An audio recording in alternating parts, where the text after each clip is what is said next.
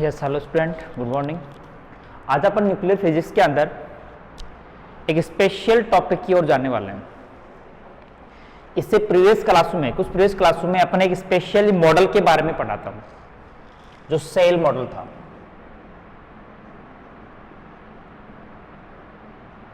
ठीक है, इस सेल मॉडल से न्यूक्लियस की कई टाइप की प्रॉपर्टीज को एक्सप्लेन भी किया गया, मतलब सक्सेसफुली मॉडल था।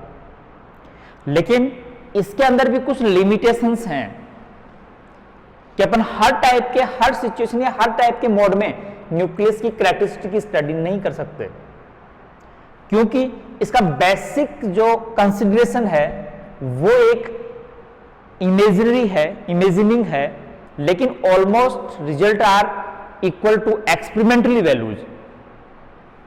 सो दिस मॉडल इज एक्सेप्ट, इस मॉडल को एक्सेप्ट कर लिया गया। लेकिन क्या एक्सेप्टर्स थे, क्या मॉडल्स थे, क्या लिमिटेशंस थे, मैं फिर दोबारा आपको रिपीट करके बता रहा हूं। सेल मॉडल से एक पूरा क्वेश्चन आता है आपके पास 20 नंबर का। सेल मॉडल क्वांटम लेवल्स को पहले डिस्क्राइब करना, मतलब कंस्ट्रेट करना, किसके बेसिस पर कि स्क्वायर वेव और हार्मोनिक पोटेंशियल का कंबाइंड पोटेंशियल एज्यूम करके, वुड-सॉक्सन पोटेंशियल को एज्यूम करके अपन इसके अंदर जो क्वांटम मैकेनिकली श्रोडिंगर इक्वेशन की सॉल्यूशन से आइगन वैल्यूज डिफाइन करते हैं, जिनके अंदर अपने पास जो कंडीशन आती है लैम्डा बराबर 2n + l - 2, इसके बेसिस पर जो nl लैम्डा बराबर 0, 1, 2, 3 के पॉसिबल जो एनएल स्टेट्स डिफाइन करते हैं, उनको अपन न्यूक्लियस में न्यूक्लियॉन्स की क्वांटम लेवल्स बोलते हैं।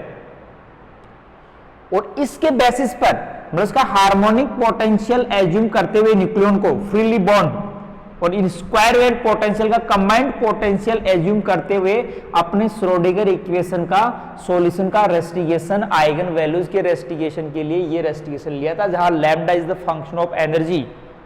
तो लैम्डा बराबर 0 is denote the energy state level, lambda बराबर 1 अनदर एनर्जी लेवल स्टेट, 2, 3, 4, 4 ये एनर्जी लेवल स्टेट होती है, जो स्प्लिटेड होती है डिफरेंट टाइप है सब ऑर्बिट्स में एनएलएन के पॉसिबल कॉम्बिनेशंस लैम्डा के करस्पॉन्डिंग, मतलब एक लैम्डा की किसी वैल्यू के करस्पॉन्डिंग एन और एल की जो वैल्यूज है वो उसके उस एनर्जी लेवल पर जो क्वांटम लेवल्स है उनको डिनोट करते हैं। तो अपन पहले क्या कर लेते हैं कि इस रेस्टिगेशन के बेसिस पर क्वांटम लेवल्स बना लेते हैं करस्पॉन्डिंग टू लैम्डा 0, 1, 2, 3, 4। उन लेवल्स में मैक्सिमम न्यूक्लियन ऑक्यूपेंसी नंबर के बेसिस पर न्यूक्लियंस का क्या करते हैं, न्यूक्लियंस फिलिप करते हैं। तो उसकी जो कंप्लीट फिलअप स्टेट्स है, क्लोज सेल्स है, वो कुछ फाइनाइट नंबर पर 2, 8, 20 तक क्लोज होती है, लेकिन अदर जो 28, 50, 82 वाली जो क्लोज सेल्स है उसके द्वारा डिस्क्राइब नहीं होती। Magic numbers completely, magic numbers क्या थे उसी को तो अपने सेल मॉडल का एविडेंस मानते हैं, और मैजिक नंबर को सेल मॉडल के द्वारा एक्सप्लेन किया गया कि ये मैजिक नंबर्स जो हैं वहां पर क्वांटम लेवल्स क्लोज हो जाती है, इसलिए वो more stable have the 0 quadruple moment और इवन स्पिन पैरिटी रखते हैं। तो अपन इस टाइप के न्यूक्लियस में अपन क्वांटम लेवल्स में जो हायर मैजिक नंबर्स एक्सप्लेन नहीं होते हैं, तो क्या एज्यूम करते हैं, एलएस कपलिंग स्प्लिटिंग को भी इसमें इंक्लूड कर दिया गया। तो उस एलएस कपलिंग स्प्लिटिंग से एस लेवल को एक्सेप्ट करके छोड़ के एक्सेप्शंस कर देते हैं। S level not splitted by the LS coupling, other quantum levels PDF are splitted in 2 near close energy levels. Between these energy gap is depend 2l + 1, ये भी अपन ने प्रूव किया था। इसके बेसिस पर फिर अपन क्वांटम लेवल्स का अरेंज करते हैं, स्प्लिटिंग बेसिस पर होता है। फिर उसमें 2j प्लस, हर स्टेट में 2j + 1 nucleon occupancy for the neutron and proton. Shell model में सबसे बेस्ट ये है कि इसने दोनों टाइप के न्यूक्लियंस को इंडिपेंडेंटली सेल्स में फिलअप माना है, सिंगल पार्टिकल मॉडल एज्यूम किया है। उनके बीच में इंटरेक्शन की कोई इंफॉर्मेशन नहीं दी है इसने। और लास्ट में ओड ओड न्यूक्लियाई में एक न्यूक्लियन, एक प्रोटॉन, एक न्यूट्रॉन अनपेयर होते हैं, तो आपस में उसमें भी इंटरेक्शन के बारे में कोई इंफॉर्मेशन नहीं दी है। ठीक है, तो अपन इसके हिसाब पर क्वांटम लेवल्स क्या बना लेते हैं, ड्रॉ कर लेते हैं, और उन क्वांटम लेवल्स में जो मैक्सिमम ऑक्यूपेंसी ऑफ न्यूक्लियंस है उसके बेसिस पर उसका फिलअप करते हैं। तो अपने पास जो कुछ क्लोजिंग सेल्स आती है वो इस क्वांटम, इस एटॉमिक नंबर या इस टाइप के न्यूक्लियन नंबर, न्यूट्रॉन या प्रोटॉन पर आती है 2, 8, 20, 28, 50, 82, डॉट डॉट 186। तो these are not the magic number nuclei. कई बार both are nucleon in magic number, double magic number nuclei कहलाते हैं, वो मोर स्टेबल होते हैं। न्यूट्रॉन नंबर भी मैजिक नंबर का होता है, प्रोटॉन नंबर भी मैजिक नंबर में होता है, तो डबल मैजिक न्यूक्लियाई कहलाती है। तो अपने सेल मॉडल के द्वारा इसके अंदर मैजिक नंबर जो न्यूक्लियस की प्रॉपर्टीज को एक्सप्लेन कर दिया। फिर अपन न्यूक्लियस के ग्रुप को तीन काइंड ऑफ सेट में, तीन काइंड सेट न्यूक्लियस में डिवाइड किया, तीन कैटेगरी में डिवाइड किया। Even nuclei, odd even nuclei और ओड ओड न्यूक्लियाई। और अपने बताया कि न्यूक्लियस के अंदर कोई भी न्यूक्लियर प्रॉपर्टी के लिए उस न्यूक्लियस में जो अनपेयर न्यूक्लियंस होता है, या न्यूट्रॉन भी हो सकता है, प्रोटॉन भी, दोनों भी हो सकते हैं, तो वो ही किसी भी टाइप की न्यूक्लियर प्रॉपर्टी के लिए रेस्पॉन्सिबल होता है। उसी की क्वांटम लेवल की स्टेट अपन ये डिस्क्राइब करेगी कि उसमें कितना मैग्नेटिक मोमेंट होगा, कितना क्वाड्रुपोल मोमेंट होगा, कितनी स्पिन होगी, कितनी पेरिटी होगी। लेकिन केवल ग्राउंड स्टेट एनालिसिस करता है ये। एक्साइटेड स्टेट में सेल मॉडल कोई किसी प्रकार का कोई एक्सप्लेनेशन या बेसिस नहीं देता है, ये इसकी लिमिटेशन। इसमें पोटेंशियल जो माना गया वो इमेजिंग परफेक्टली जो symmetric potential harmonic free nucleons माना गया, ऐसा भी नहीं होता है। न्यूक्लियंस, प्रोटॉन, न्यूट्रॉन भी आपस में इंटरेक्शन करते हैं। तो इसके बेसिस के ऊपर अपन कुछ प्रॉपर्टीज को तो सक्सेसफुली क्या कर लिया, कुछ एक्सेप्शंस थे, अपवाद भी थे, जिनका एक्सप्लेनेशन भी कोई बेसिस रूल्स बता के अपन ने एक्सप्लेन किया था, एनर्जी पेयरिंग रूल्स था। ओड ओड न्यूक्लियाई के अंदर एक नॉर्थन रूल होता है, जिसके बेसिस पर अपन क्या करते हैं कि नॉर्थन नंबर के बेसिस पर उसमें दो टाइप जो पॉसिबली स्पिन डिफाइन करते हैं, स्ट्रॉन्ग रूल और वीक रूल। स्ट्रॉन्ग रूल के अंदर केवल इसका मैग्नेटिक मोमेंट या न्यूक्लियर स्पिन की वैल्यू एक ही होती है, लेकिन वीक इंटरेक्शन नॉर्थन नंबर +-1 होता है, तो उस कंडीशन में इसकी दो न्यूक्लियर स्पिन पॉसिबिलिटी होती है। ठीक है, जो प्रैक्टिकली भी ऑब्जर्व की गई। क्वाड्रुपोल मोमेंट की वैल्यू भी, इलेक्ट्रिक क्वाड्रुपोल मोमेंट की वैल्यू भी एक्सपेरिमेंटली और बाय द सेल मॉडल को अप्लाइड करके जो कैलकुलेट की गई उसके मैच हुआ। स्मिथ लाइंस के बारे में पढ़ा था, जिनका अपन से मैग्नेटिक मोमेंट का एनालिसिस करते हैं। तो अपने सेल मॉडल के एडवांटेज खूब हैं,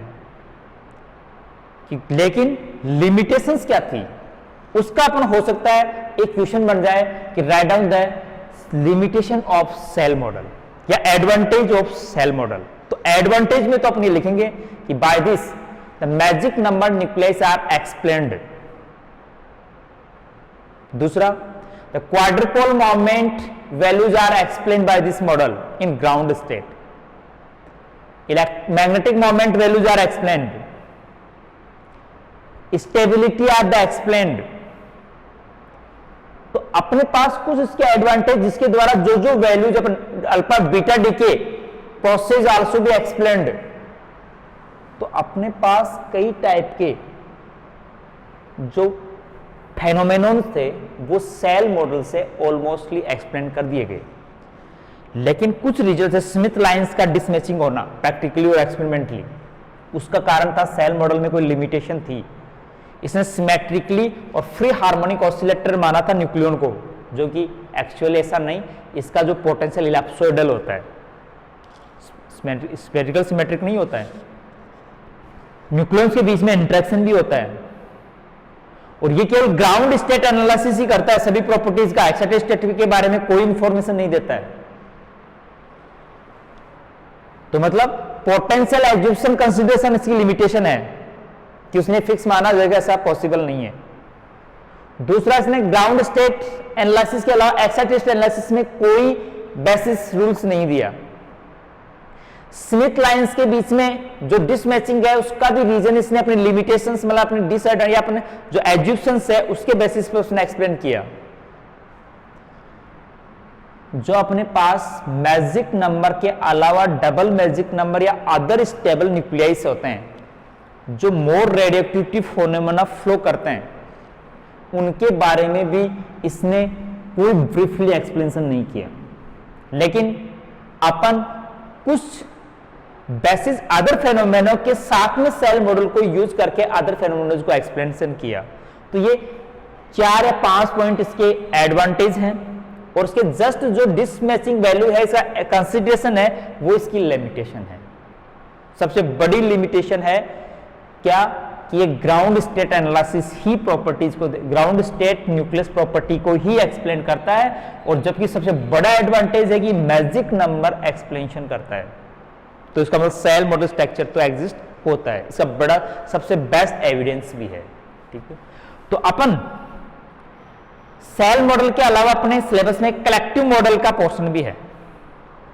ठीक है, लेकिन कलेक्टिव मॉडल या कॉन्फ़िगरेशन मिक्सिंग की जैसे कल बात कर रहे थे हम, किसी न्यूक्लियन का जो स्टेट फंक्शंस होता है वो उस न्यूक्लियंस के नियर क्लोज एनर्जी लेवल्स के अदर न्यूक्लियंस के स्टेट फंक्शन का लीनियर सुपरपोजिशन होता है।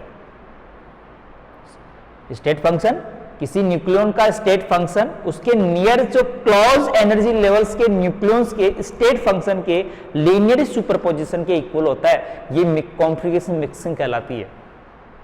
उसके बेसिस पर अपने पास अदर टाइप की जो रोटेशनल या इफेक्टेंस जो कॉन्फ़िगरेशन मिक्सिंग में इंक्लूड करते हैं, वो क्या होती है कि अपने पास अभी टाइप ने सेल मॉडल में न्यूक्लियन की 2 टाइप की मोशन ही कंसीडर की है।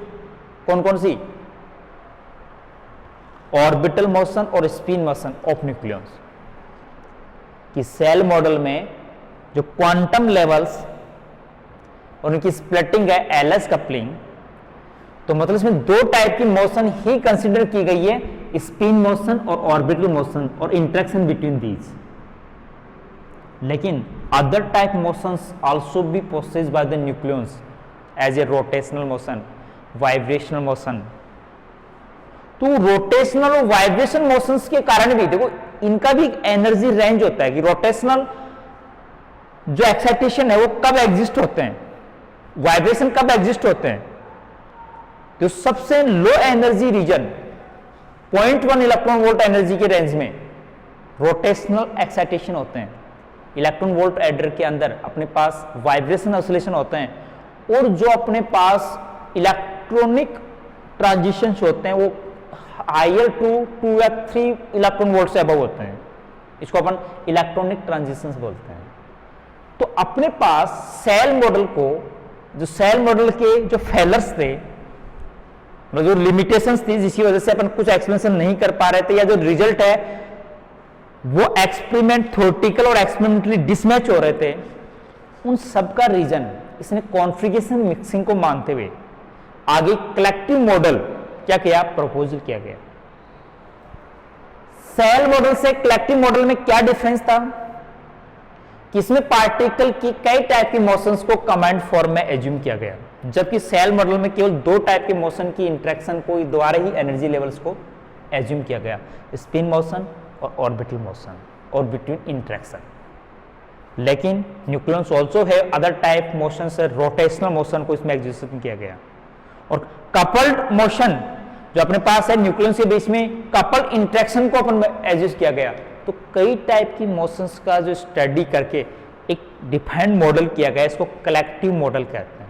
ठीक है, उसका भी काफी अपने पास डेरिवेशन आता है, एक लेंथी डेरिवेशन आता है, लेकिन क्वेश्चन एक्सेल जो अपने पास सेल मॉडल से पुटअप होता है, अपन को यहाँ 2 ही क्वेश्चन है वो प्रिपेयर करने, जो स्ट्रॉन्ग रीजन से मैं एक्सप्लेन करवा रहा हूँ, इसलिए मैंने कलेक्टिव मॉडल टॉपिक को क्या कर दिया, होल्ड कर दिया। लेकिन थोड़ा सा इंट्रोड्यूस दे दूं कि कलेक्टिव मॉडल में, सेल मॉडल में डिफरेंस इतना ही है कि इसमें 2 टाइप की मोशन के इंटरेक्शन के द्वारा, एनर्जी क्वांटम लेवल्स के द्वारा अपन ने इसकी न्यूक्लियर प्रॉपर्टीज को एक्सप्लेन किया है, जबकि कलेक्टिव मॉडल में अदर टाइप की मोशन का भी मिक्सिंग ऐड किया गया है, सुपरपोजिशन किया गया है। वाइब्रेशनल मोशन से अपने पास रमन स्पेक्ट्रम की बात करो, रमन स्पेक्ट्रम 2 टाइप के होते हैं, vibration Raman spectra, rotation Raman spectra. तो वो जो एनर्जी लेवल्स की स्प्लिटिंग, जो स्पेक्ट्रल लाइंस आती है, वो क्यों आती है कि उसके एक्स्ट्रा टाइप की जो कलेक्टिव मोशंस होती है, उस कलेक्टिव मोशन का इसका एग्जांपल होता है। ठीक है, तो अपन यहां पर मैं आज सेल मॉडल की लिमिटेशन के ऊपर बस सेल मॉडल को क्लोज कर दिया। सेल मॉडल का briefly explanation, introduce shell model के according quantum levels description, fill up the nucleons in the nucleons independently using the single particle model. और फिर इसको ध्यान रखना, कभी भी एग्जाम में एसपीएम लिखा रहता है, SPM model single particle model और सेल मॉडल है, मतलब इसकी सेपरेटली सिंगल न्यूक्लियंस है, उनका इंडिपेंडेंटली सेल्स होती है। बाद में इसके द्वारा इसकी कुछ प्रॉपर्टीज, 3 टाइप की प्रॉपर्टीज का एक्सप्लेनेशन ड्राइव किया अपने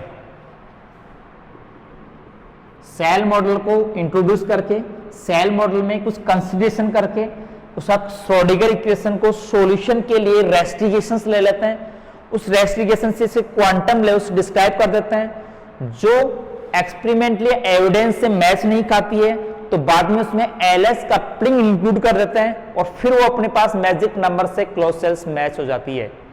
उसके बाद में अपन सेल मॉडल लेवल्स का डिस्क्रिप्शन करने के बाद में उसका अपन एप्लीकेशन, पहला है न्यूक्लियर स्पिन निकालते हैं, nuclear spin and parity. Shell model के द्वारा न्यूक्लियर स्पिन और पेरिटी, जिसको अपन देखें यहां पर टोटल एंगुलर क्वांटम नंबर जे और ऊपर इसके सबकिट में इसकी पेरिटी लगाई जाती है, प्लस और माइनस। दूसरा मैग्नेटिक मोमेंट फाइंड आउट करते हैं, ठीक है, म्यू, जो क्वांटाइज वैल्यू केवल अलोंग टू जेट एक्सिस, ठीक है, but in ground, both all are in ground state. ये ध्यान रखना, nuclear spin, parity, magnetic moment और क्वाड्रुपोल मोमेंट,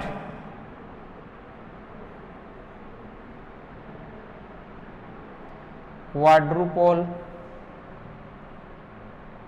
मोमेंट, ठीक है, जिसको अपन कैपिटल क्यू डी से, सॉरी यहां पर न्यूक्लियस है तो कैपिटल क्यू से नोट करते हैं।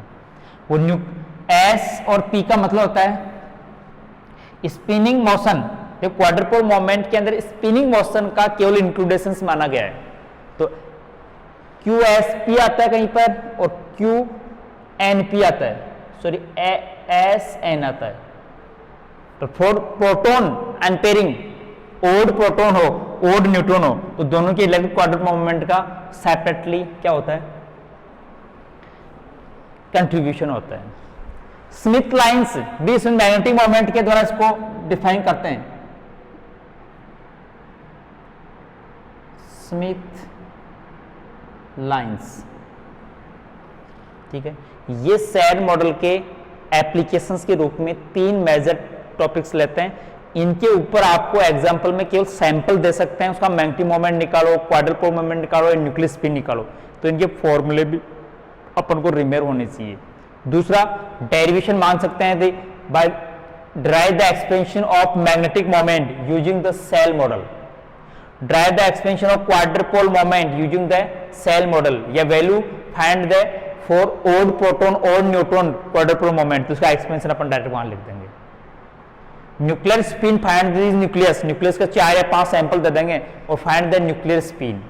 कई बार जो एक्सेप्शंस होते हैं, अपवाद होते हैं, उनको याद रखना चाहिए जिसके अंदर दो एनर्जी लेवल्स एक दूसरे के क्लोज होती है, एक हाई स्पिन लेवल की, एक लो स्पिन लेवल। तो पेयरिंग पहले हाई स्पिन लेवल में हो जाता है, लो स्पिन लेवल के अंदर अनपेयरिंग न्यूक्लियन क्रिएट हो जाता है, जिससे इसकी जो पेरिटी है, जो न्यूक्लियर स्पिन है, वो 1 से लेस हो जाती है। मतलब 7/2 में पेयरिंग होने से वो 5/2 बन जाती है, 5/2 में पेयरिंग से वो 3/2 में बन जाती है, 3/2 से वो 1/2 में रिड्यूस हो जाती है। जिसका कारण होता है एनर्जी पेयरिंग रूल्स कहते हैं। ये थे अपने पास सेल मॉडल में अब तक का डिस्क्रिप्शन, जहां से एक क्वेश्चन से सेकंड क्वेश्चन का इन्वोल्यूशन भी हो जाता है, लेकिन अपन एक सेपरेटली क्वेश्चंस के बारे में यहां तक पढ़ते हैं। फिर से कुछ लिमिटेशंस मांग लें, जो भी अपने चाहे मैंने कहीं रिपीट कर दिया कि इसकी लिमिटेशंस क्या क्या हैं। अब मैं नेक्स्ट टॉपिक में आज जो सेकंड एक मेजर क्वेश्चन डेफिनेटली है वो पुटअप होता है, उसके बारे में बात करते हैं। वो है बीटा पार्टिकल और बीटा डीके। तो पहले मैं बीटा पार्टिकल के बारे में स्टडी करूंगा, मतलब सेकंड सेक्शन का सेकंड पोर्शन, ठीक है, जो बीटा थ्योरी से आता है। दो थ्योरी है, गामा थ्योरी और बीटा थ्योरी, बीटा डीके और गामा डीके। अपन बीटा डीके का कंप्लीट एक्सपेंशन पढ़ेंगे, जहां से क्वेश्चन पुटअप होता है सेल मॉडल से एक डेफिनेट। इसलिए अपन दो पोर्शन स्ट्रांगली अपने एज्यूम करें, क्योंकि फर्स्ट सेक्शन में ऑलमोस्ट कंप्लीट कर लिया आपने। तो देखो बीटा पार्टिकल्स क्या हैं। पहले इससे पहले अपन बीटा पार्टिकल को एक्सप्लेन करने से मैडम क्यूरी ने ऑब्जर्व किया था कि जो रेडियोएक्टिव न्यूक्लियाई होते हैं उनमें से कुछ एक नेगेटिव पार्टिकल्स आते हैं, लाइट नेगेटिव पार्टिकल्स आते हैं, जो are have high penetrating power with respect to alpha particle but more deflect in magnetic field with respect to alpha. More deflect होने का मतलब लाइट है और हाई पेनेट्रिक पावर एनर्जी है, तो इसका मतलब एनर्जी इसकी क्या है, इसका साइज है। जो लाइट पार्टिकल है तो वो अपने पास इंटरेक्शंस कम करता है, अल्फा पार्टिकल हाई एनर्जी होता है लेकिन वो मैटर से इंटरेक्शन करता है, इसलिए एनर्जी लॉस कर देता है, ट्रांसमिट नहीं हो पाता है। तो मैं बीटा पार्टिकल के लिए अपन नेचर्स बीटा डी के तीन टाइप, जो बीटा प्रोसेस है वो तीन टाइप के पार्टिकल्स में होते हैं, beta minus particle decay, beta plus decay और इलेक्ट्रॉन कैप्चर, ठीक है। तो कई बार इंट्रोडक्शन में देखो रेडियो एक्टिविटी को एक्सप्लेन करते हैं अपन, रेडियो एक्टिविटी। रेडियो एक्टिविटी एक property of the nucleus, by this explain the automatically decay of nucleus with respect to time by emission some types of particles. Some type of nucleus atomatically decay by emission some type of particles are known the radioactive nuclei. So these some type of particles are characterized in three category. जो radioactivity के अंदर radioactive nuclei कुछ फाउंडामेंटल particles का emission करते हैं in the DK में, तो वो जो फंडामेंटल पार्टिकल्स है वो 3 टाइप्स के होते हैं। वो कैसे मेजर किया गया, सबसे पहले तो मैं सिर्फ रेडियोएक्टिविटी का अपने पास मान लो कोई 3 सैंपल दे दिए, nucleus 1, nucleus 2, nucleus 3। Laboratory experiment बता रहा हूं कि 3 न्यूक्लियस सैंपल दे दिए, तीनों न्यूक्लियस में एक रेडियोएक्टिव है, 2 नॉन रेडियोएक्टिव है। आपको बता दिया गया नॉमिनेशन अननोन न्यूक्लियस, आपके लिए नाम नहीं दिए गए, मैंने थ्योरेटिकल बेसिस के ऊपर इसका नाम नहीं दिया है। तो बताओ अपन कैसे आइडेंटिफाई करें कि इसमें से कौन सा न्यूक्लियस रेडियोएक्टिव है और वो 2 कौन से हैं जो नॉन रेडियोएक्टिव है। ऐसा कौन सा एक्सपेरिमेंट करें अपन जिसके बेसिस का जिसका जो रिजल्ट है वो ये बताए कि इन तीनों में से एक न्यूक्लियस है वो रेडियोएक्टिव है, 2 नॉन रेडियोएक्टिव है। तो सबसे पहले जो रदरफोर्ड शोडिकर लॉ, इस डीके लॉ अपन रेडियोएक्टिव डीके लॉ पर अप्लाइड होता है। तो रदरफोर्ड शोडी और मैडम क्यूरी जो बीटा पार्टिकल के बारे में एक्सपेरिमेंट या मैडम क्यूरी का जो एक्सपेरिमेंट अपन कह सकते हैं उसको, उसने एक एक्सपेरिमेंट किया सिंपली, जो अपन लेबोरेटरी में भी कर सकते हैं। उसने एक केविटी क्रिएट की। तो केविटी का मतलब होता है जिसमें से रेडिएशंस आर नॉट ट्रांसमिटेड, सिमिटेड कवर्ड स्पेस बना लिया, होलो स्पेस बना लिया, जिसका जो कवर्ड है वो इस टाइप के मेटल से हैं जिसमें से रेडिएशंस है वो ट्रांसमिट नहीं हो सके। डिफरेंट टाइप के मेटल्स की लेयर बना दी। उस केविटी का एक सिरा ओपन है, ऊपर वाला, ठीक है।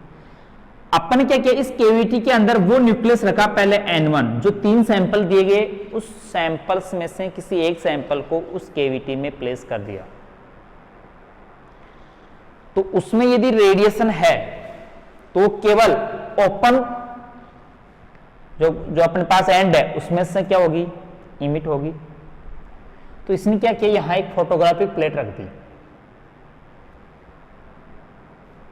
फोटोग्राफिक प्लेट को, रेडिएटिव सब्सटेंस को इनसाइड कैविटी में प्लेस करके एक फोटोग्राफिक प्लेट को ऊपर रख दिया। और बाद में कुछ टाइम के बाद में फोटोग्राफिक प्लेट का एनालिसिस स्टडी की गई। उसको माइक्रोस्कोप से प्लेट के ऊपर इफेक्टेंस को देखा गया। यदि वो नॉन इफेक्टिव थी तो उसका मतलब वो रेडियोएक्टिव नहीं था, और यदि वो इफेक्टिव हो गई तो वो रेडियोएक्टिव है।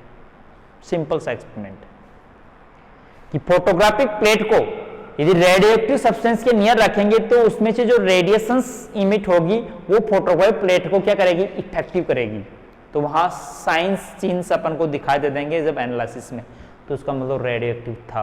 और यदि वो नॉन इफेक्टिव रहती है, कोई इफेक्टेंस नहीं होता है, कोई चेंज नहीं होता है उस पर, कोई साइन नहीं बनता है, तो उसका मतलब वो क्या है, नॉन रेडियोएक्टिव है। तो आइडेंटिफाई कर सकते हैं आराम से, ठीक है। सबसे पहले रेडियोएक्टिव न्यूक्लियस का आइडेंटिफिकेशन का एक्सपेरिमेंट ये किया गया। दूसरा कण कि इसमें अपन 3 टाइप की रेडिएशन होती है, कैसे पता लगाएं। नेक्स्ट एक्सपेरिमेंट क्या गया कि 3 टाइप की रेडिएशंस होते, 3 कैटेगरी में इसको कैरेक्टराइज करते हैं, डिवाइड करते हैं। तो वो भी इसने सिंपल एक्सपेरिमेंट के बेसिस पर कहा। तो किसी पार्टिकल को, पहले ने 3 पार्टिकल को सेपरेट किया, सेपरेट करके उसका E/m मेजर किया, जैसे अपन हेलिकल मेथड होता है इलेक्ट्रॉन का E/m मेजर करने का। कई एक्सपेरिमेंटली मेथड से किसी पार्टिकल का चार्ज और मास का रेशियो फाइंड आउट किया, जैसा मिल्टन ड्रॉप मेथड है, ठीक है। तो अपन ने पहले इनको 3 को सेपरेट करने के लिए क्या किया, 3 फोटोग्राफिक प्लेट ली, और तीनों फोटोग्राफिक प्लेट में से 2 फोटोग्राफिक प्लेट्स को पॉजिटिव पोटेंशियल पर रख, एक को पॉजिटिव पोटेंशियल पर रख दिया, एक को नेगेटिव पर रख दिया, और एक प्लेट को सामने स्टेट में रख दिया। मतलब प्लेट यहां P1, P2 और ये मान लो कि P3 है। और रेडियोएक्टिव सब्सटेंस को जो पहले ही आइडेंटिफाई हो चुका है कि वो रेडियोएक्टिव है, उसको केविटी में प्लेस कर दिया। केविटी के 2 साइड पर 2 प्लेट लगा दी, एक ऊपर न्यूट्रल प्लेट लगा दी। तो तीनों प्लेट्स ही क्या हो गई, इफेक्टिव हो गई।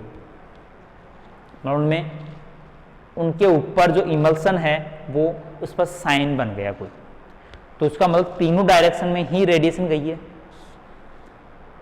तो ये तो निश्चित हो गया कि 3 टाइप की रेडिएशन होती है, इसमें एक पॉजिटिव रेज होती है, एक नेगेटिव रेज होती है और एक न्यूट्रल होती है।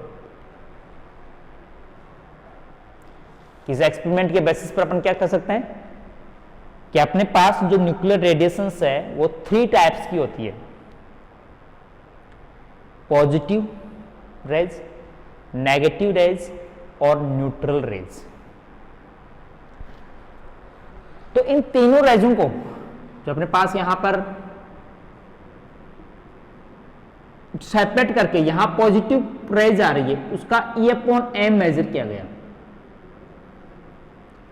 तो उसका मास और चार्ज है वो अल्फा पार्टिकल के हीलियम न्यूक्लियस के इक्विवेलेंट आया, इसलिए इस पॉजिटिव रेज को अल्फा रेज बोला गया। नेगेटिव रेज का जो ई अपॉन एम इलेक्ट्रॉन के बराबर है, इसको electron beta minus beta particle माना गया। पॉजिट्रॉन भी आता है, इलेक्ट्रॉन और पॉजिट्रॉन दोनों का बीटा, तो पॉजिट्रॉन इस साइड में, लेकिन मेजर पार्ट अपने पास क्या था, अल्फा का मेजर कर लिया गया। बीटा प्लस तो इलेक्ट्रॉन के पॉजिटिव चार्ज के और मास के बराबर आता है, उसको पॉजिट्रॉन बीटा प्लस पार्टिकल कहते हैं। थर्ड में रेडिएशन गई तो वो अनचार्ज, इसको रेडिएशन फोटोन मान लिया गया, सो गामा रेज कहते हैं। तो मतलब न्यूक्लियस में से जो रेडिएशन इमिट होती है उसको 3 टाइप ऑफ पॉइंट्स में डिवाइड कर लिया। पहला अल्फा रेज या अल्फा पार्टिकल,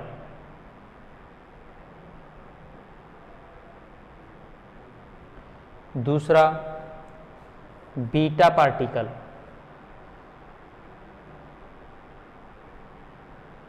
और तीसरा जिसको गामा रेज कहती है, गामा रेडिएशन भी बोल सकते हैं। तीनों टाइप की न्यूक्लियर रेडिएशन कहते हैं इनको। अल्फा बीटा पार्टिकल्स हैं और वो एक एनर्जी का फॉर्म है, इसलिए इसको रेज बोल दिया मैंने, गामा फोटोन। जबकि अल्फा बीटा गामा तीनों को ही न्यूक्लियर रेडिएशन बोला जाता है। जैसे आपने वहां पर इनको न्यूक्लियर रेडिएशंस बोला जाता है, जिनका डिटेक्शन काउंटर अपन न्यूक्लियर डिटेक्टर्स में पढ़ते हैं। जीएम काउंटर है, सिंटिलेशन काउंटर है, जो अपने पास सिंपल बबल चैम्बर्स थे, उनके द्वारा इन्हीं पार्टिकल्स का तो आइडेंटिफिकेशन कर रहे थे, वहां काउंटिंग कर रहे थे कि डी की रेट क्या है। जो सोडी लॉ, रदरफोर्ड जो सोडी लॉ है, तो रदरफोर्ड सोडी का लॉ रेडियोएक्टिविटी के ऊपर फ्लो होता है, मतलब रेडियोएक्टिविटी पर एप्लीकेबल होता है। कैसे? उसी के ऊपर डिफाइन किया गया कि वो डीके जो रेट है, रेडियोएक्टिविटी में जो अपन डीके रेट या डीके कांस्टेंट लैम्डा डिफाइन करते हैं, जिसके द्वारा इसका हाफ लाइफ टाइम निकाला जाता है। तो किसी का भी लाइफ टाइम डिसाइड नहीं कर सकते रेडियोएक्टिव डीके में। वो कारण है कि जो इसकी डीके रेट है वो initially present number of quantity पर डिपेंड करती है। तो जैसे जैसे क्वांटिटी कम होती है उसकी डीके रेट भी कम होती जाती है। तो उसका जो इस सोडी रदरफोर्ड लॉ के अकॉर्डिंग, रेडियोएक्टिव लॉ के अकॉर्डिंग इसका डीके इनफाइनाइट टाइम पर होता है, इसलिए इसका केवल हाफ लाइफ डिफाइन किया जाता है। और वो हाफ लाइफ क्या होती है कि जितने टाइम में उसकी मैक्सिमम क्वांटिटी की हाफ क्वांटिटी डीके हो जाती है, उस टाइम इंटरवल को अपन उसका हाफ लाइफ टाइम कहते हैं, और वो डीके कांस्टेंट से रिलेटेड होता है। ठीक है, तो अपन यह हाफ लाइफ टाइम निकालने के लिए डीके कांस्टेंट को डिफाइन करें, और डीके कांस्टेंट की वैल्यू क्या होती है, जो बेसिकली अपन इसका फॉर्मूला अपन किस टाइप से नोट करते हैं, उसको मैं एक फॉर्मूला के द्वारा ड्राइव कर देता हूं हाफ लाइफ अपन जनरल नॉलेज के लिए। कि अपने पास dn अपॉन dt नेगेटिव, मतलब क्या कह रहा है ये, decrease number of the nuclear atom या rate of change of nuclear atoms decreasing है, माइनस बता रहा है, टाइम के साथ क्या हो रहे हैं, कम हो रहे हैं। इस डायरेक्टली वो डी की रेट है ये, तो डी के रेट में पर सेकंड कितने पार्टिकल डीके हुए, और नेगेटिव साइन यही बता रहा है, is proportional to present number of nuclei. उसमें न्यूक्लियस में नंबर ऑफ न्यूक्लियाई एटम्स कितने हैं।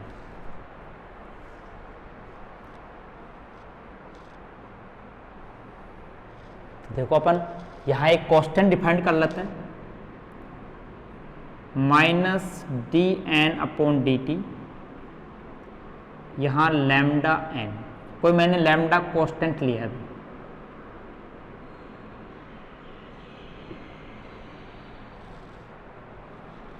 माइनस नहीं, यहां पॉजिटिव है। इसको अपन ऐसे एडजस्ट कर लें, डी एन के नीचे एन ले आए और माइनस लैम्डा डी टी लिख लें, taking the integration in both are side, तो ये आ जाता है एल एन जिसका बेस ई है, minus lambda T plus constant कोई सी।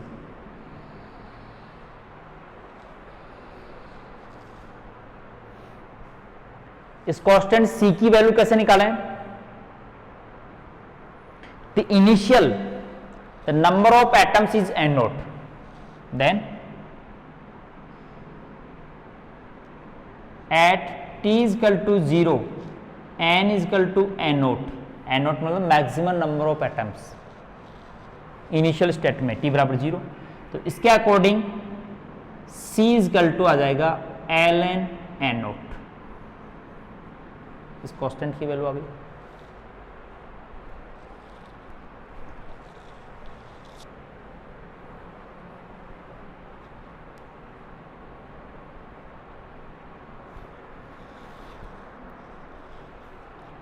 वैल्यू c की वैल्यू रख दें तो ln is equal to minus lambda T plus ln n naught, इसको इस साइड में ले आते हैं। ln n naught is equal to minus lambda log a minus log b, a upon b। ln को उठाने के लिए बेस e ले लें, एक्सपोनेंशियल ले लें, तो n बराबर n नोट बराबर e की पावर माइनस लैम्डा टी, तो मतलब n बराबर n नोट e की पावर लैम्डा टी। ये रेडियोएक्टिविटी लॉ, सोडी लॉ कहलाता है। तो देखिए अपने पास जो लैम्डा है is not that decay constant. कैसे डिफाइन करेंगे लैम्डा क्या वैल्यू होती है कि टाइम का रेसिप्रोकल होता है। ये सीधा है क्योंकि डायमेंशन लेस क्वांटिटी है, लैम्डा इंटू टी है, डायमेंशन तो लैम्डा टी का रेसिप्रोकल होगा, युत का मान होगा, पर सेकेंड इसका मान कर सकते हैं। तो जब इसका अपन ग्राफ प्लॉट करते हैं टाइम टी के साथ एन का, तो ग्राफ कहां से स्टार्ट होगा एन नोट से, और एक्सपोनेंशियली डीके होगा यूं।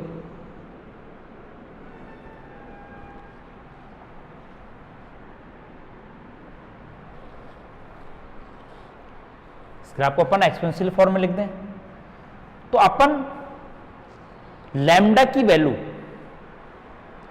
1/2 रख दें, कोई टाइम रख दें, इसका अपन रिलैक्सेशन टाइम कहते हैं कि लैम्डा बराबर अपन वो टाइम रखें जिस पर n बराबर n नोट हाफ हो जाए, वो तो क्या हो जाएगा हाफ लाइफ टाइम हो जाएगा। लेकिन अपन एक लैम्डा जो कांस्टेंट है वो कैसे डिफाइन करते हैं कि टाइम में t is equal to 1/t कर दें, लैम्डा बराबर 1/t कर दें, तो उस समय देखो n बराबर क्या हो जाएगा n naught minus 1 n naught upon E, 0.37 n naught मतलब 63% यहां जो है t बराबर 1 लैम्डा के ऊपर जब वैल्यू है वो 0.37 n नोट हो जाती है। इस टाइम को अपन क्या कहते हैं रिलैक्सेशन टाइम, इसके रिवर्स को अपन डीके कांस्टेंट कहते हैं।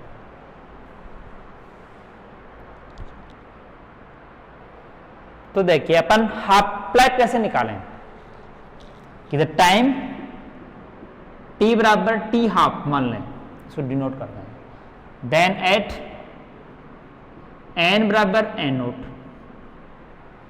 और t बराबर t हाफ रख दें, n बराबर n नोट रख दें, तो हाफ लाइफ टाइम का अपने पास डेरिवेशन आ जाएगा। देखिए इसमें रख रहा हूं मैं n नोट e की power minus lambda T half, n बराबर n नोट बाई 2, n बराबर n बाई 2 रखना है। n नोट से n नोट कैंसिल हो गया,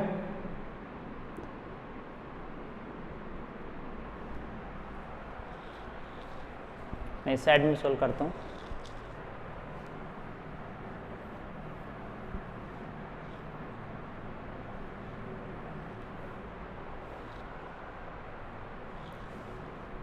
तो एक बार 1/2 रह जाएगा, इधर e की पावर लैम्डा टी हाफ रह जाएगा। अपन इसको 2 इजकल टू e की पावर पॉजिटिव कर लें तो टी हाफ हो जाएगा। दोनों तरफ ln ले लें, ln 2 बराबर लैम्डा टी हाफ, तो मतलब half life is equal to ln2 upon lambda, इसकी वैल्यू 0.693 कैलकुलेट करते हैं इस लैम्डा, ये हाफ लाइफ है। एक होता है एवरेज टाइम, वो होता है 1 अपॉन लैम्डा, औसत जो आयुकाल निकालते हैं, ठीक है। तो एवरेज लाइफ टाइम होती है 1 अपॉन लैम्डा, जबकि हाफ लाइफ टाइम होती है 0.693 अपॉन लैम्डा। न्यूमेरिकली अपन इस टाइप से सोल्व करते हैं। तो ये अपने पास बताता है रेडिएटिविटी लो को, जिसको अपन डीके कांस्टेंट के द्वारा इसका हाफ लाइफ टाइम डिकेट करते हैं। ये अपने पास इस सोडी रेडिएशन लो होता है।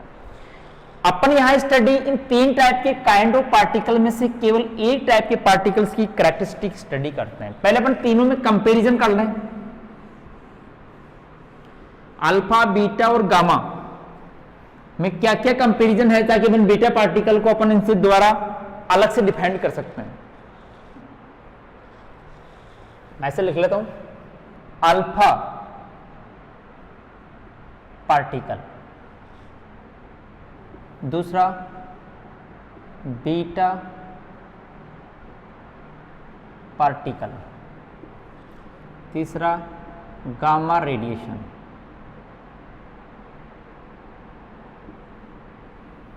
जैसे फोटोन को भी अपन पार्टिकल बेसिस कह सकते हैं, फोटोन्स आल्सो भी ड्यूल नेचर ऑफ लाइट में उनको भी अपन फोटोन्स के रूप में, गामा रेडिएशन को फोटोन्स के रूप में पार्टिकल कहते हैं।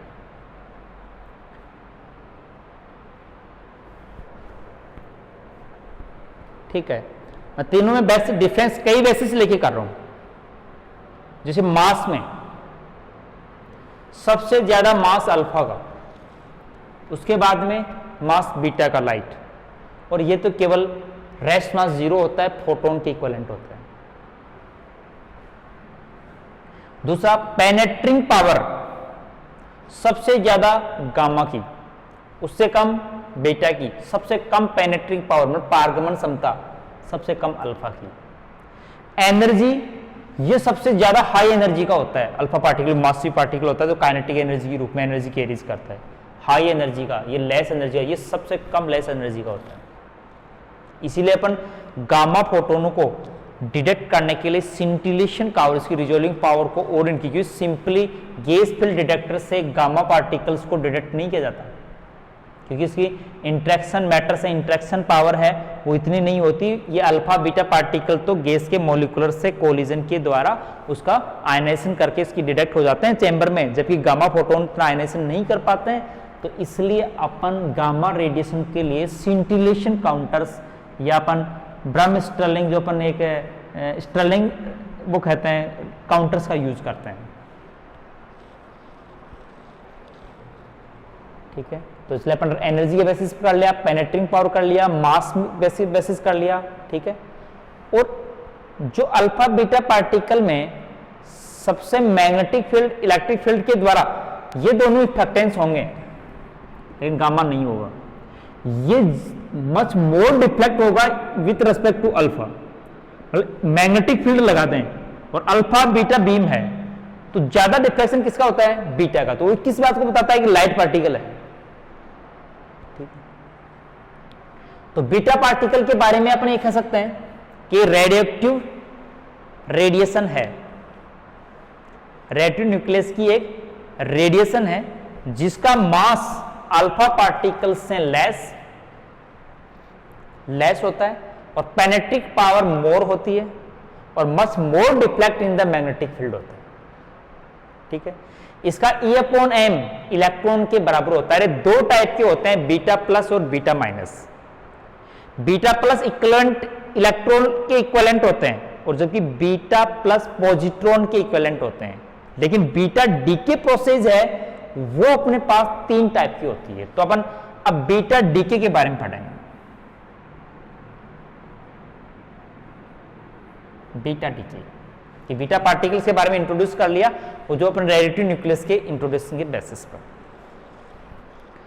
तो beta decay in this process of radioactivity, radioactivity की इस प्रोसेस में a negative and positive particles are emit of mass and charge equivalent to electron.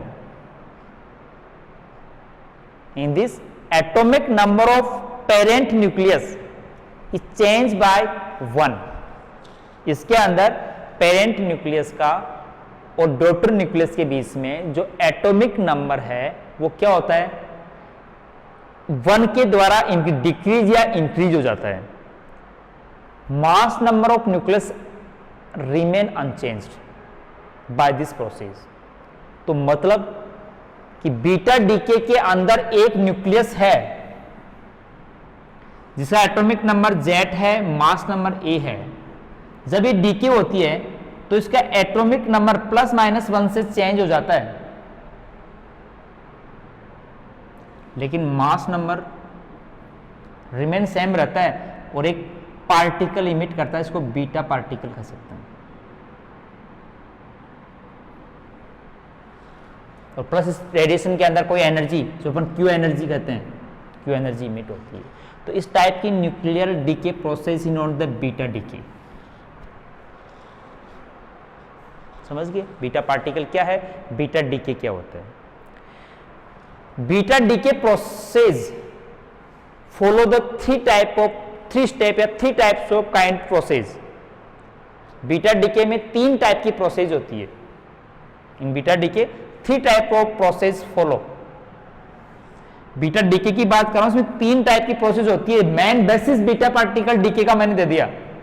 अब ये 3 टाइप की बीटा प्रोसेस क्या होती है, बीटा माइनस डीके,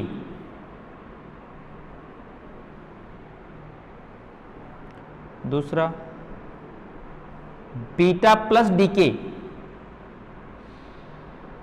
तीसरा इलेक्ट्रॉन कैप्चर प्रोसेस।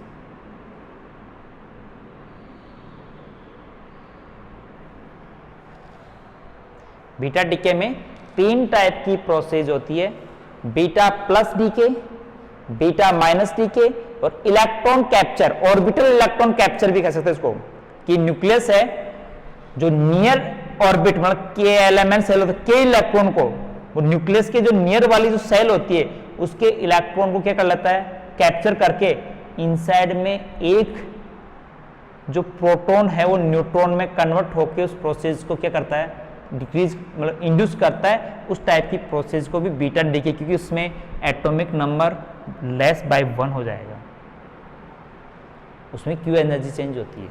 लेकिन वो बीटा डीके प्रोसेस में इसलिए आया कि डेफिनेटली का atomic number decrease by the 1। तो 3 टाइप की प्रोसेस में beta decay process, beta minus decay process में क्या होगा, इनका अलग अलग स्टडी करें और तीनों प्रोसेस में क्यू एनर्जी का एनालिसिस करें। क्या कर रहे हैं कि बीटा डीके प्रोसेस में 3 टाइप की जो प्रोसेस होती है उनका अपन सेपरेटली डिफाइंड करके उसकी क्यू वैल्यूज मेजर करें।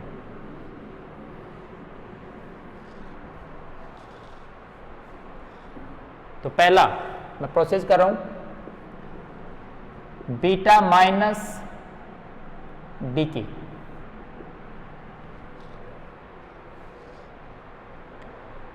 ठीक है, in this decay the parent nuclei by emission a particle decrease its atomic number। ये बीटा पार्टिकल को इमिशन करके decrease the atomic number by the 1। मतलब एक मैं प्रोसेस बताऊंगी, X atomic number Z and mass number A की कोई न्यूक्लियस है, यहां पर अपने पास दूसरी न्यूक्लियस कोई Y बन गई, X न्यूक्लियस बन गई, उसका चेंज हो गया, न्यूक्लियस का प्रॉपर्टी चेंज हो जाएगी, नंबर पार्टिकल, लेकिन वो न्यूक्लियस तो जैसे यूरेनियम में तो यूरेनियम ही रहेगा। बीटा डीके प्रोसेस में अंदर न्यूक्लियॉन्स का आपस में कन्वर्जन होता है, न्यूट्रॉन का प्रोटॉन में होता है, प्रोटॉन का न्यूट्रॉन में होता है, बस आपस में कन्वर्जिंग के द्वारा ही बीटा पार्टिकल इमिशन होता है। अदरवाइज जो electron beta particle equivalent electron के इक्विवेलेंट है, इलेक्ट्रॉन तो एग्जिस्ट नहीं होता न्यूक्लियस में। हाइजेन अनसर्टेनिटी प्रिंसिपल लोग के अकॉर्डिंग कहते हैं कि इलेक्ट्रॉन तो न्यूक्लियस में एग्जिस्ट नहीं होता है, लेकिन electron simulate particle beta minus particle कहां से इमिट होता है? तो इसका एक्सप्लेनेशन है कि न्यूक्लियस के अंदर दो टाइप के न्यूक्लियन होते हैं, तो वो अपनी स्टेबिलिटी गेन करने के लिए न्यूक्लियंस का कन्वर्जन करते हैं। एक प्रोटॉन न्यूट्रॉन में, न्यूट्रॉन प्रोटॉन में कन्वर्ट होता है, जिसके अपन अलग प्रोसेस में समझाऊं कि एक प्रोटॉन है, मान लो कि P, जो वन एटॉमिक नंबर होता है, तो ये न्यूट्रॉन में जो 0 1 प्लस क्या करेगा, एक beta particle beta plus emit कर देगा। एक प्रोटॉन न्यूट्रॉन में कन्वर्ट हो जाएगा, बीटा प्लस पार्टिकल इमिट कर देगा। दूसरा प्रोसेस है कि एक न्यूट्रॉन एक प्रोटॉन में कन्वर्ट होके beta minus particle emit, charge conservation हो रहा है, लेकिन इसमें स्पिन कंजर्वेशन को भी शो करने के लिए न्यूट्रिनो और एंटी न्यूट्रिनो की कंसेप्ट लिखी थी। इसमें एंटी न्यूट्रिनो आता है, इसमें न्यूट्रिनो आता है। वो न्यूट्रिनो और एंटी न्यूट्रिनो का कंसेप्ट कहां आया था कि इस रिएक्शंस की वैलिडिटी के लिए इसमें चार्ज कंजर्वेशन और स्पिन कंजर्वेशन भी होना चाहिए।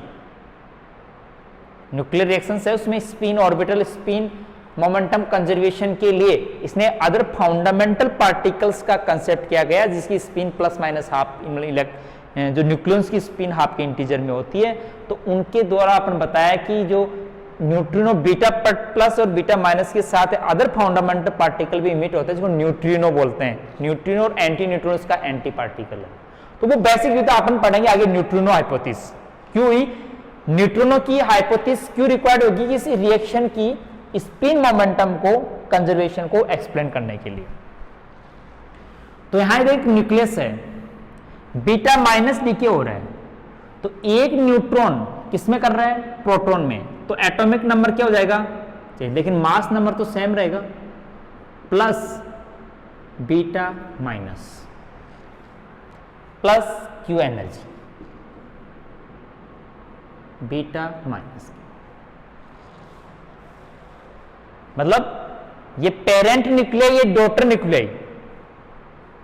डॉटर न्यूक्लियाई की एटॉमिक नंबर पेरेंट न्यूक्लियाई से 1 ग्रेटर है, मतलब इंक्रीज हो जाती है, और एक बीटा पार्टिकल विथ एनर्जी, जैसे न्यूट्रिनो की हाइपोथेसिस बाद में अपना एक्सप्लेन करेंगे। तो इस रिएक्शन के अंदर क्यू एनर्जी कैसे निकालें, कि एनर्जी ऑफ पेरेंट न्यूक्लियाई और एनर्जी ऑफ प्रोडक्ट, ये रिएक्टेंट, ये अपने पास यहां पर ये जो है पेरेंट न्यूक्लियाई है, प्रोडक्ट न्यूक्लियाई में कन्वर्ट हो रहे, तो इनके एनर्जी में जो डिफरेंस होगा वो इसका क्यू एनर्जी होगा। तो मतलब अपन क्यू बीटा माइनस ऐसे निकाल रहे हैं कि मास ऑफ एक्स जेट ए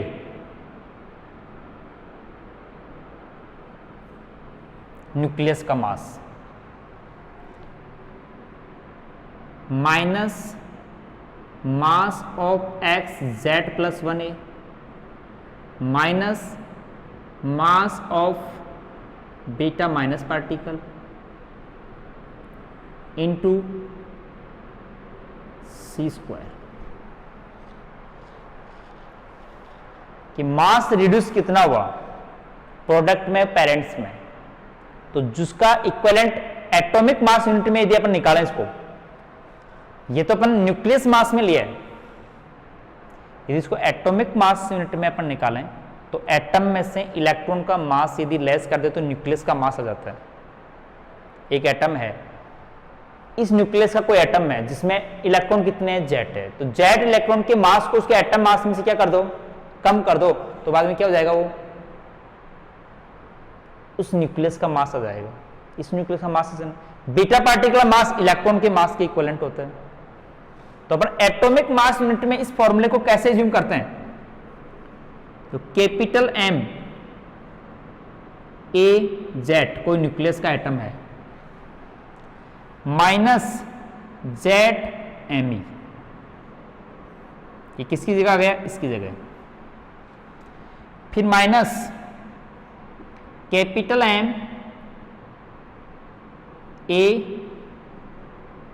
और Z+1 माइनस इसमें कितने इलेक्ट्रॉन होंगे Z+1 Me,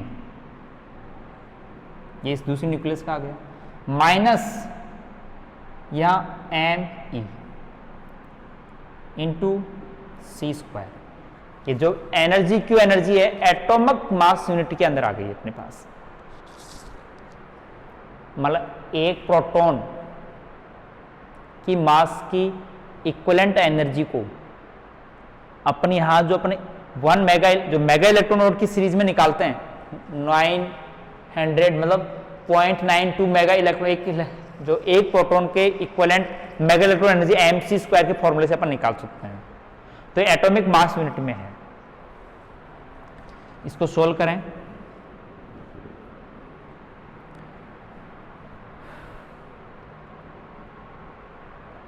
देखो अपने पास Zt और माइनस Zt,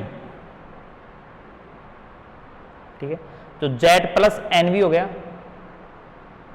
और ये Z+Nv मास इलेक्ट्रॉन का यहां पर है, तो क्या हो जाएगा कैंसिल। तो केवल atomic mass Az minus atomic mass Az+1 into C², ये एनर्जी आ गई क्यूब बीटा माइनस डी की।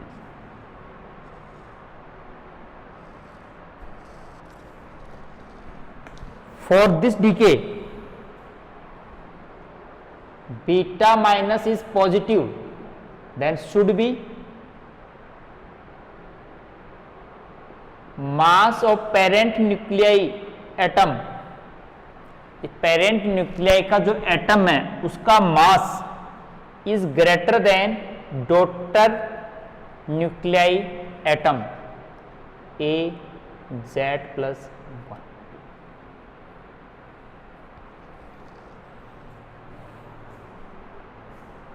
ठीक है, पहले मैंने यहां पर न्यूक्लियस मास लिया था, mass defect energy delta M into C², उसी क्यू एनर्जी माना। फिर इसको एटॉमिक मास यूनिट में चेंज कर लेंगे, एक न्यूक्लियस का मास उसके टोटल एटम के मास में से इलेक्ट्रॉन के मास को माइनस कर दो, तो अपने पास ये एटॉमिक मास यूनिट में, जिसके लिए अपने पास कंडीशन है बीटा डीके के लिए कि जो पेरेंट न्यूक्लियाई का एटम है वो हेवी होना चाहिए, किसके रेस्पेक्ट में हेवी होना चाहिए, दूसरा डॉटर न्यूक्लियाई के रेस्पेक्ट में, तब बीटा डीके प्रोसेस इंड्यूस होगी। लेकिन यहां पर एक अदर फाउंडेबल पार्टिकल का अभी कंसीडर अपन नहीं किया, कारण कि अभी अपने पास यहां इस रिएक्शन में इस ऑर्बिटल स्पिन क्वांटाइजेशन या स्पिन कंजर्वेशन के हाइपोथेसिस को अपन कंसीडर नहीं कर रहे, जबकि अपने पास वो जो एनर्जी कंटिन्यूस एनर्जी का जो ग्राफ है बीटा डीके के अंदर energy continuity spectrum, energy spectrum की बात करेंगे, तब अपने पास यहाँ न्यूट्रोनो हाइपोथेसिस आएगी, तब इसके साथ एंटी न्यूट्रोनो पार्टिकल को भी कंसीडर किया जाएगा। यहाँ तो अभी अपने क्यू एनर्जी का एनालिसिस इस बेसिस पर इसको डिफाइंड कर दिया। ठीक है, तो ऐसे अपन बीटा प्लस के लिए और इलेक्ट्रॉन कैप्चर प्रोसेस के लिए भी अपन क्यू एनर्जी के एक्सपेंशन डिराइव करेंगे। ठीक है, और बाद में अपन बीटा स्पेक्ट्रम की बात करेंगे, एनर्जी स्पेक्ट्रम की बात करेंगे जो कंटिन्यूस आता है, बीटा माइनस के लिए अलग आता है, बीटा प्लस के लिए अलग आता है। तो वो जो कंटिन्यूस स्पेक्ट्रम की डेफिनेशंस को या उसको अपन थ्योरेटिकली हाइपोथेसिस के द्वारा अपन कोई बेसिस रूल्स के द्वारा उसको एक्सप्लेन करेंगे। ठीक है, वो अपने पास में स्टडी एनालिसिस होगा। तो पहले तो कर अपन तीनों प्रोसेस में एक प्रोसेस जो कंप्लीटली एनालिसिस कर दिया, नेक्स्ट टाइप की प्रोसेस दो हैं उनको अपन क्यू एनर्जी एक्सपेंशन करेंगे, फिर अपन प्रैक्टिकली बीटा एनर्जी स्पेक्ट्रम को ड्रॉ करेंगे, उसको फिर किसी थ्योरेटिकल प्रिंसिपल बेसिस के ऊपर उसको अपन प्रूव करेंगे, और वो फिर अपन बीटा डीके पार्टिकल का डिस्ट्रीब्यूशन जो अपने एप्लीकेशन है आगे इसका जो यूजेज है वो अपन इसके एनालिसिस करेंगे। ठीक है, आज की क्लास में इतना ही है। Okay, thanks.